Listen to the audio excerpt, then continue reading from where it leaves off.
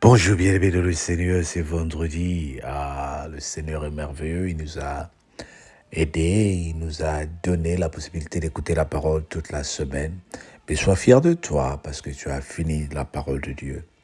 Et vendredi, c'est le grand jour où nous sommes en train de finir le livre d'Ésaïe. Ça nous a pris beaucoup de temps, mais un temps utile, un temps profitable, un temps de bénédiction. Et nous voulons clôturer ce beau livre de Révélation que nous lisons dans Ésaïe 66 à partir du 13e verset jusqu'au verset 24. Comme un homme que sa mère console, ainsi je vous consolerai. Vous serez consolés dans Jérusalem. Vous le verrez et votre cœur sera dans la joie. Et vos os reprendra de la vigueur comme l'Éternel, l'homme l'herbe. L'Éternel manifestera sa puissance envers ses serviteurs, mais il fera sentir sa colère à ses ennemis. Car voici l'Éternel arrive dans un feu, et ses chars sont comme un tourbillon. Il convertit sa colère en un brasier, et ses menaces en flammes de feu. C'est par le feu que l'Éternel exerce ses jugements. C'est par son glaive.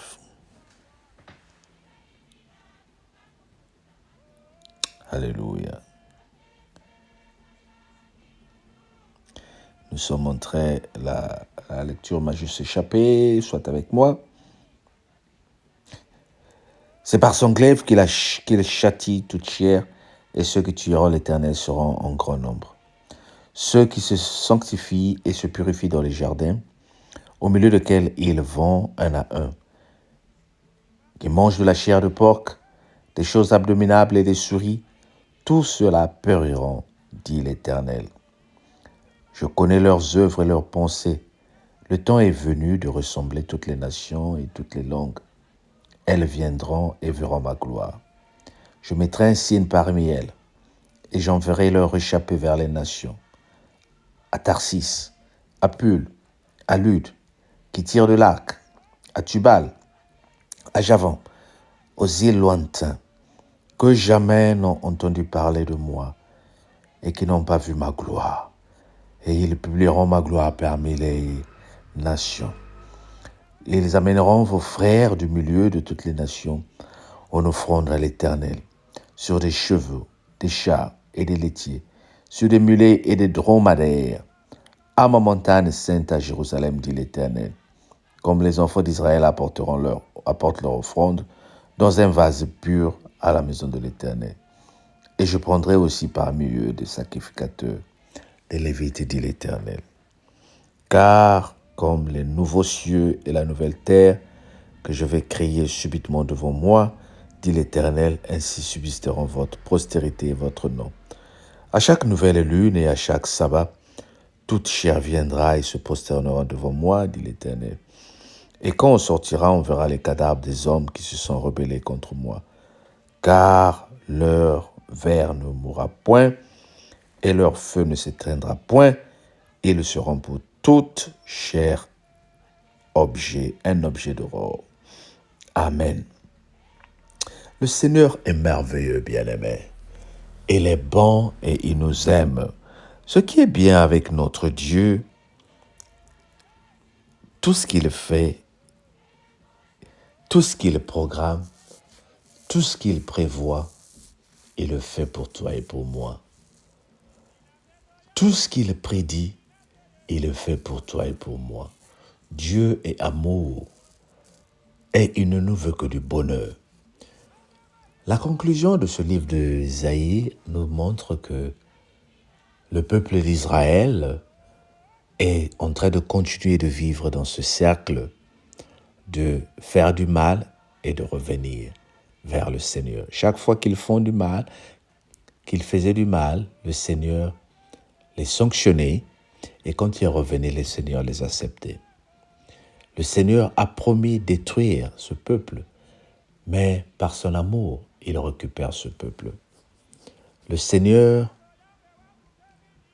est en train de te parler, bien-aimé. Le Seigneur est en train de me parler, bien-aimé. L'amour dont il a pour toi, c'est l'amour sincère. L'amour que le Seigneur a pour toi, c'est l'amour sincère. Dieu ne change pas. Dis avec moi, Dieu ne change pas. Il ne change pas. Sa vie pour toi est oui. Sa vie pour toi est non. Quand il s'agit de dire non, il est dit non. Le Seigneur ne peut pas te dire non juste pour te faire plaisir ou oui pour te faire plaisir. Son amour est sincère. La conclusion de ce livre d'Ésaïe voulait juste expliquer comment le Seigneur nous a parlé. Et je retiens Ésaïe 43, versets 18 à 19, qu'il dit « Oubliez les événements du passé.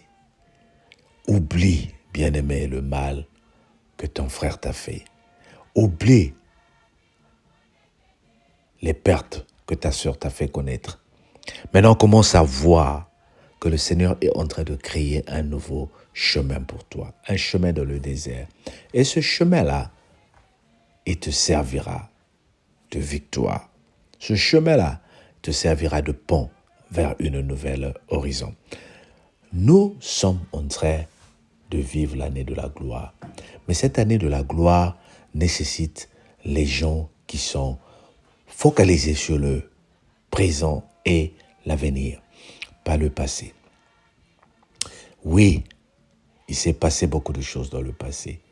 Tu as connu des échecs, tu as connu l'abandon, tu as connu des choses qui ont causé la déprime. Mais le Seigneur dit, il y a une nouvelle vie. Chaque jour qu'il crée est un nouveau jour, bien-aimé. Chaque jour qu'il crée est un nouveau jour. Il suffit que nous réalisons que nous sommes en train de vivre un nouveau jour. Nous vivons une nouvelle époque. Ne compare ton époque à personne. Ne compare ton époque à personne. Si ta mère, ton père a vécu une certaine histoire fâcheuse, des événements fâcheux, ton cas est spécial. Oublie ce qui s'est passé dans le passé et commence à voir le bonheur. C'est de toi qu'il s'agit. Alors je te dis, sois béni. Passe un bon week-end. Va à l'église si tu peux. Suis la parole de Dieu. Sur les réseaux sociaux, si tu n'as pas d'église, prie. Et si tu vas au travail ce week-end, nous prions que le Seigneur t'aide à passer un bon moment de travail. Sois avec la paix de Dieu qui fortifie et qui surpasse toutes choses. On se dit à lundi pour commencer le livre de Jérémie. Voilà un autre livre prophétique que j'attends d'explorer avec toi. Sois béni au nom de Jésus, ou d'exploiter avec toi. Sois béni au nom de Jésus. Amen. Bye bye.